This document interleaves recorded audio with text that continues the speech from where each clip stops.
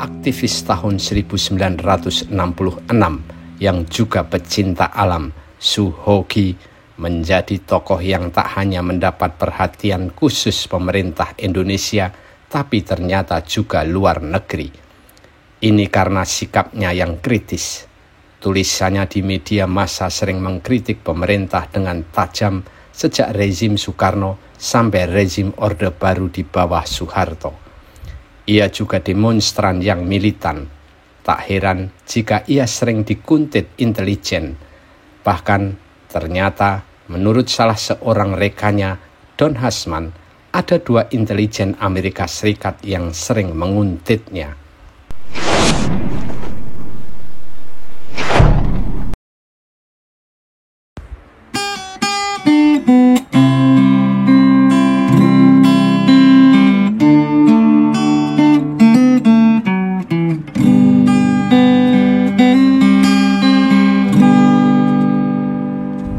Su Hoki kuliah di jurusan Sejarah Fakultas Sastra Universitas Indonesia sejak akhir 1961.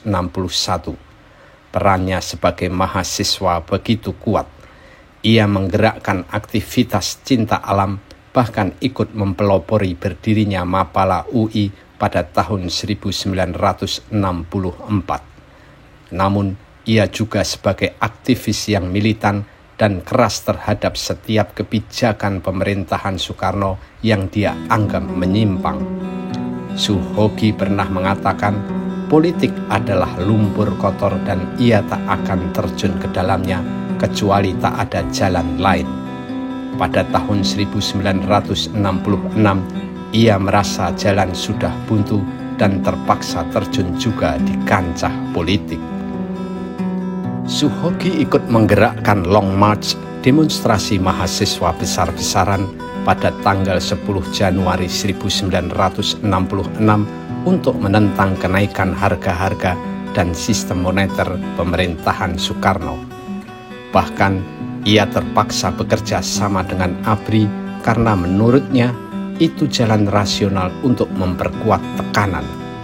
Mahasiswa tak bisa sendirian, harus menggunakan kekuatan lain demi mencapai tujuan. Jika tidak, maka akan mudah dilibas. Begitu pendapatnya. Namun, ketika Soekarno jatuh dan digantikan rezim Orde Baru di bawah Soeharto pada tahun 1966, Su Hoki tetap mengambil jarak dari pemerintahan. Bahkan, ia sering menulis kritik-kritik tajam kepada pemerintahan Orde Baru, terutama dalam penanganan PKI. Dalam sebuah pertemuan dengan Mayor Jenderal H.R. Darsono dan Brigadir Jenderal Soeharto di Bandung, Su Hoki dengan tegas mengatakan posisinya. Sepanjang pengetahuan saya, para mahasiswa tidak akan mempertahankan kerjasama dengan ABRI kalau jenderal-jenderalnya masih hidup bermewah-mewahan, ujar Su Hoki seperti dikisahkan rekannya Jopi Lasut dalam Su Hoki sekali lagi, suntingan Rudi Badil. Pilihannya menjadi manusia merdeka membuat Su Hoki tetap leluasa mengkritik penyelewengan tanpa beban. Tulisan-tulisannya di media massa begitu tajam, maka tak heran jika Su Hoki sering dikuntit intel dalam dan luar negeri. Bahkan, menurut salah satu rekannya, Don Hasman, ada 2 intel Amerika Serikat yang sering menguntit Su Hoki.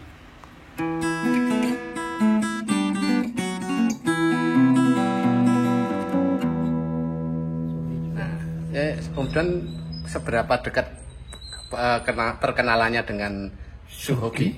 Kita sering ngomong, sampaikan terus itu tuh. Sampaikan zaman mulainya itu rame setelah G30S PKI itu ya, terutama tahun 1966-nya itu. Ya, itu sering ketemu, lebih sering ketemu tuh tahun 66 67 Mas. 67. Dengan Hoki ya, sering jalan bareng itu.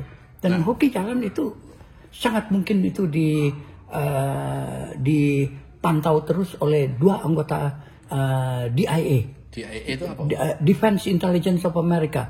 Itu CIA-nya yang ada di luar negeri gitu tuh. Pasti itu mereka ingin tahu generasi muda seperti Suhoki yang sering menulis sangat tajam di harian Sinar Harapan itu terpantau oleh agen-agen mereka itu. Itu karena sikap politiknya yang keras, militan. Ya, bukan militan saja, dia itu kritis gitu. Nggak tahu ya militan atau itu, nanti bisa dilihat tulisannya. Nah, karena selalu itu, saya kira-kira kalau jalan bareng sama Hoki dan yang diikuti 2 orang itu, EB sama satu lagi itu TS itu. Inisialnya? Ya, inisial kedua itu. Kedua itu selalu, nggak pernah jalan sendiri aja. Tapi Hoki tahu Bapak diikuti gitu? Enggak, Hoki nggak tahu. Kalau saya tahunya dari mana, Om?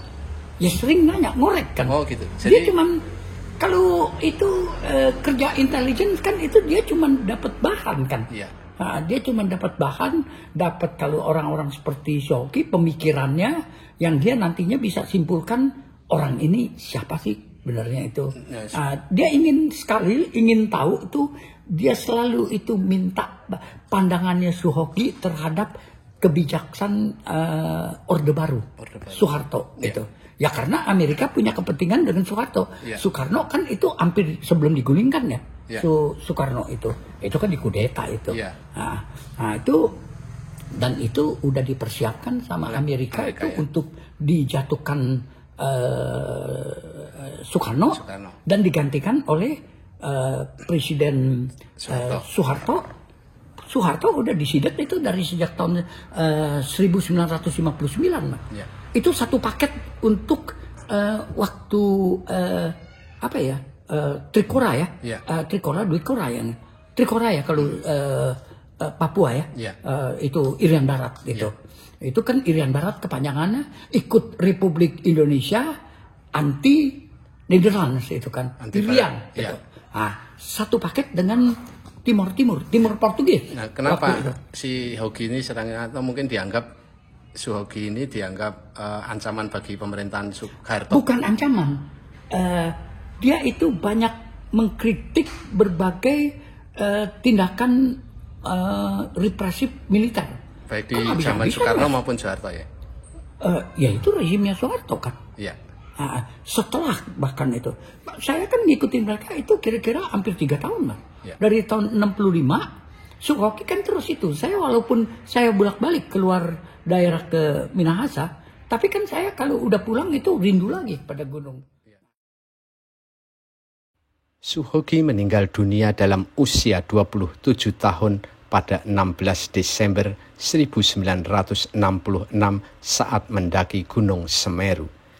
Ia mendaki gunung itu bersama Herman Lantang, Rudi Badil, Aristides Katopo, Anton Wijaya, Abdurrahman, Idan Davantari Lubis, dan Freddy Ludwig Lasut.